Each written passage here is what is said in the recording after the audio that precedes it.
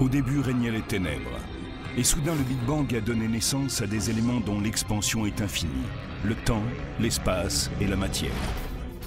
Aujourd'hui, ils se sont développés plus que l'on ne peut l'imaginer, au-delà des limites de la planète où nous vivons, pour créer ce qu'on appelle l'univers. Ils apparaissent venus de nulle part et menacent notre existence même. Cela peut aller de pierres qui s'écrasent sur des maisons jusqu'à des rochers de la taille de l'Everest qui font redouter une destruction de masse. En tout cas, personne n'est hors de leur portée. Et certains de ces intrus ne sont pas des extraterrestres, mais des débris spatiaux fabriqués par l'homme. Mettez-vous à l'abri tandis que nous enquêtons sur ces objets mortels qui pleuvent de l'espace, météorites ou débris spatiaux.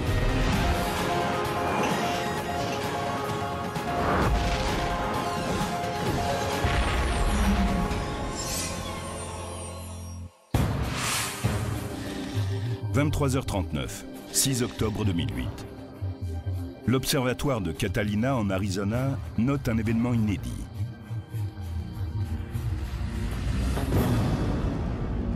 Un astéroïde de la taille d'un 4x4 arrive en hurlant vers la Terre, à une vitesse de 43 000 km/h.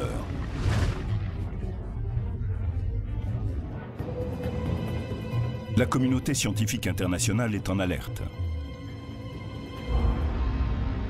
Cet astéroïde va-t-il entrer en collision avec la Terre ? Cet objet avait ceci de particulier qu'il risquait de toucher la Terre. Au cours des 21 heures qui ont suivi, on a effectué 400 observations pour essayer de calculer précisément son orbite. Au Jet Propulsion Laboratory de la NASA, Steve Chesley reçoit un appel d'urgence. Il est impératif de savoir quand et où cette roche va toucher le sol. Ils m'ont envoyé les données.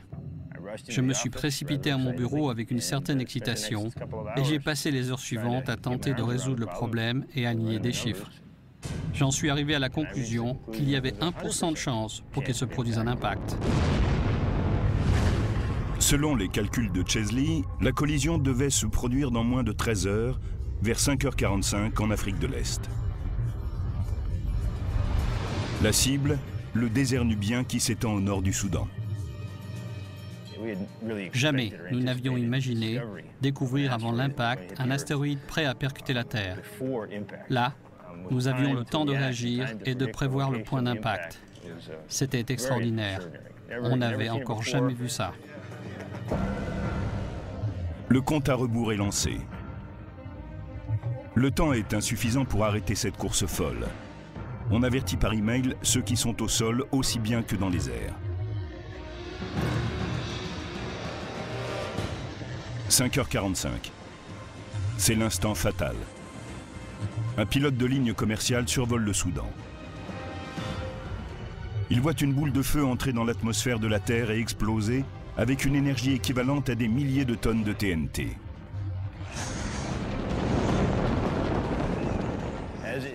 En entrant dans l'atmosphère, il s'est enflammé et s'est mis à briller.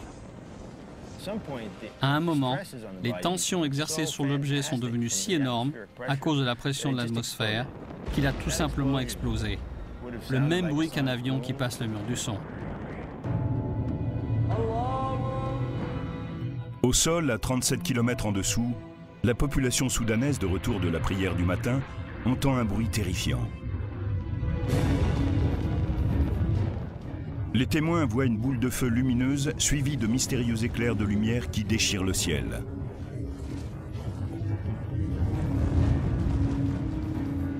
Les spécialistes avaient espéré que l'astéroïde ne soit pas assez lourd pour traverser entièrement l'atmosphère terrestre et créer une catastrophe au sol. Des satellites pistent cette violente explosion, mais rien n'indique qu'il reste des fragments. Des gens ont peut-être été effrayés par un tel impact, mais le risque de blessure est vraiment très faible en présence d'un objet si petit. Et Steve avait raison. Aucune blessure ou dégâts liés à la chute de débris n'a été signalée dans la région. La Terre a échappé au désastre parce que la région était très reculée et que l'impacteur était bien petit. Mais l'histoire ne s'arrête pas là.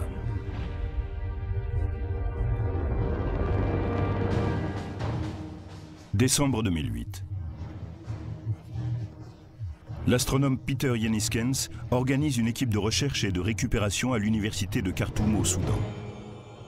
Il est déterminé à trouver l'invraisemblable, des météorites, les fragments de l'astéroïde 2008 TC3.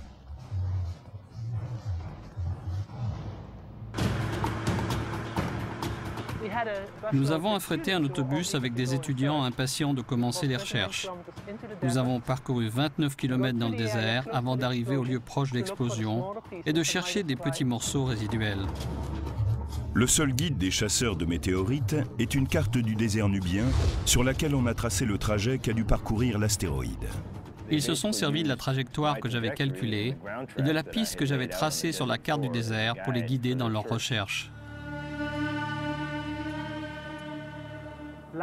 On s'est mis en ligne à intervalles de 20 à 30 mètres et on a commencé à avancer ensemble dans le désert, à la recherche de choses noires.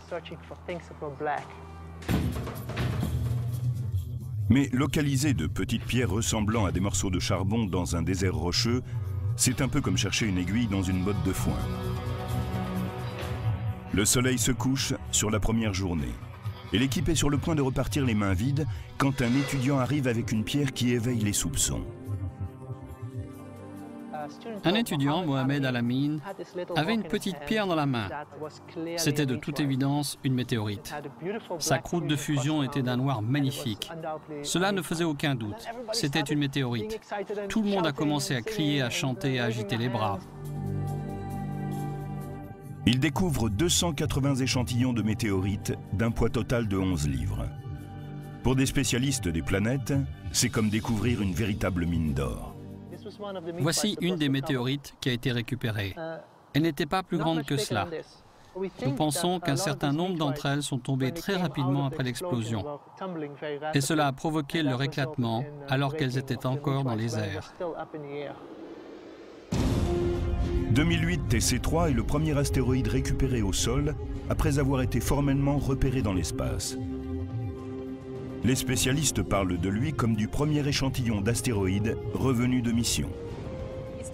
C'est la première fois que nous détections un objet dans l'espace, que nous prévoyions qu'il allait toucher la Terre, que nous observions son parcours et que nous le voyions frapper notre planète. Nous en avons même récupéré des morceaux. C'est remarquable. Cela a été une expérience fantastique pour nous. C'était un excellent test pour nous préparer à un éventuel impact plus important qui pourrait se produire un jour dans le futur.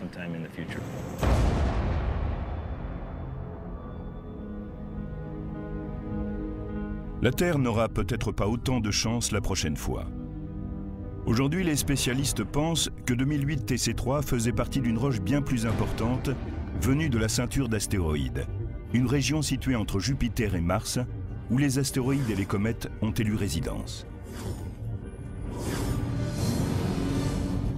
Dans cette région galactique surpeuplée, les restes fossiles datant de la formation du système solaire entrent de temps à autre en collision entre eux et donnent naissance à des roches plus petites.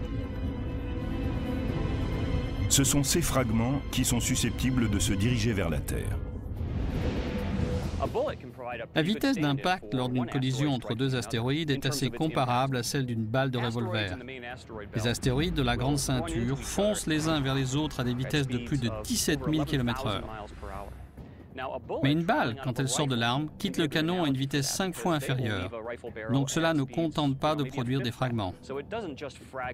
Cela explose littéralement en 1000 morceaux. Nous allons recommencer et installer notre petit astéroïde artificiel à une certaine distance avant de tirer. Comme il est difficile de se procurer de vrais astéroïdes, nous allons utiliser quelque chose qui y ressemble.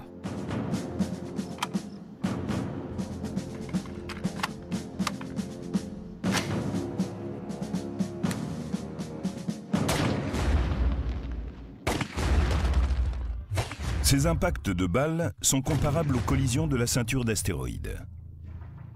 Voyons les résultats. Ils sont assez proches de ceux d'un impact d'astéroïde. On a quelques gros morceaux, quelques morceaux de taille moyenne, mais la nature sait particulièrement bien fabriquer une foule de petits débris. Les petits fragments d'1 kilomètre de diamètre sont aujourd'hui des astéroïdes proches de la Terre, appelés NEA. Ils ont fait leur chemin depuis la grande ceinture d'astéroïdes et en entrant dans le système solaire intérieur, ils passent à côté de notre planète et parfois entrent en collision avec elle. Ces objets proches de la Terre, ou NEA, ont transformé notre environnement spatial en une zone dangereuse. La vitesse à laquelle ces objets filent dans le système solaire intérieur les rapproche d'un groupe de véhicules conduits par des chauffards sur une autoroute. Les véhicules se déplacent à grande vitesse. Quand ils croisent de petites routes sans regarder, ils entrent en collision. Ils se percutent à grande vitesse. C'est un peu comme les objets qui suivent des orbites différentes autour du Soleil. À intervalles de plusieurs siècles, la Terre est frappée par des roches de la taille d'un stade de football, qui peuvent détruire des villes entières. Mais tous les 500 000 ans, nous sommes percutés par des roches de la taille de montagnes, qui, elles, peuvent déclencher des désastres globaux.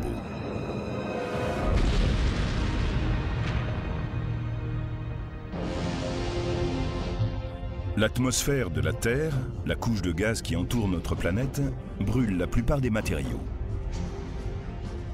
Mais parfois, des objets plus grands et plus lourds parviennent à la traverser. Dès qu'ils entrent dans l'atmosphère terrestre, ils ralentissent, freinés par l'atmosphère, et perdent ainsi presque toute leur vitesse d'entrée. On aperçoit en même temps une boule de feu, et une fois qu'ils ont perdu la vitesse avec laquelle ils sont entrés dans l'atmosphère, ils ne font plus que tomber à la surface de la Terre.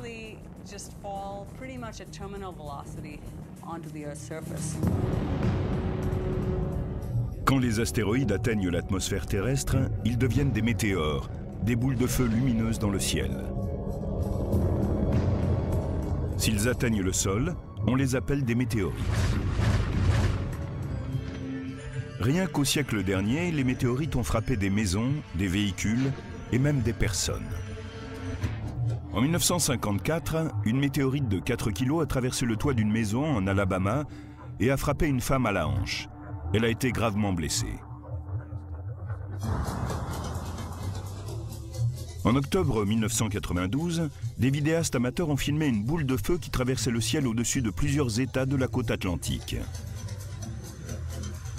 La météorite de 14 kg s'est écrasée à l'arrière d'une voiture dans l'État de New York. En novembre 2008, une caméra de surveillance de la police a enregistré l'explosion d'une météorite au-dessus d'Alberta, au Canada. On avait les enregistrements vidéo qui prouvaient que ces objets tombaient vraiment du ciel. Ce qui est encore plus étonnant, c'est la preuve matérielle d'impact beaucoup plus important. Ceux qui ont provoqué des catastrophes générales dans le passé et dont les répliques pourraient déclencher une apocalypse cosmique dans le futur.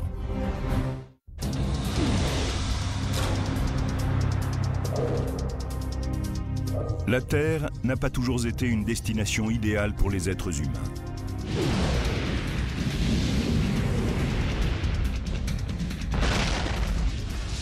À ses débuts, il y a 3,8 milliards d'années, la troisième planète venue du Soleil était un terrain de cataclysme cosmique.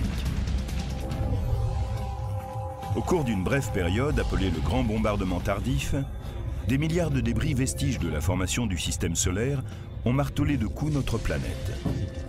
Ces impacts étaient 20 000 fois plus nombreux qu'aujourd'hui. Ce qui s'est passé, c'est que Jupiter et Saturne, deux planètes géantes de notre système solaire, sont entrées en résonance gravitationnelle. Ainsi, Jupiter parcourait 2 orbites complètes autour du Soleil, tandis que Saturne n'en accomplissait qu'une. Cela a entièrement réorganisé le système solaire. Il y a eu un remaniement d'Uranus, de Neptune, de Jupiter et de Saturne, et les planètes géantes se sont déplacées plus loin. À ce moment-là, les planètes et les astéroïdes ont été envoyés valser dans le système solaire intérieur. En même temps, ces corps rocheux ont contribué à façonner notre planète naissante telle qu'elle est aujourd'hui. Voici les cicatrices de cette bataille. Seuls 170 cratères d'impact sont encore visibles sur Terre. Le temps, l'eau et la tectonique des plaques ont arasé la plupart des traces de cette ancienne période de violence cosmique. Mais on trouve des indices du passé tumultueux de la Terre sur la Lune.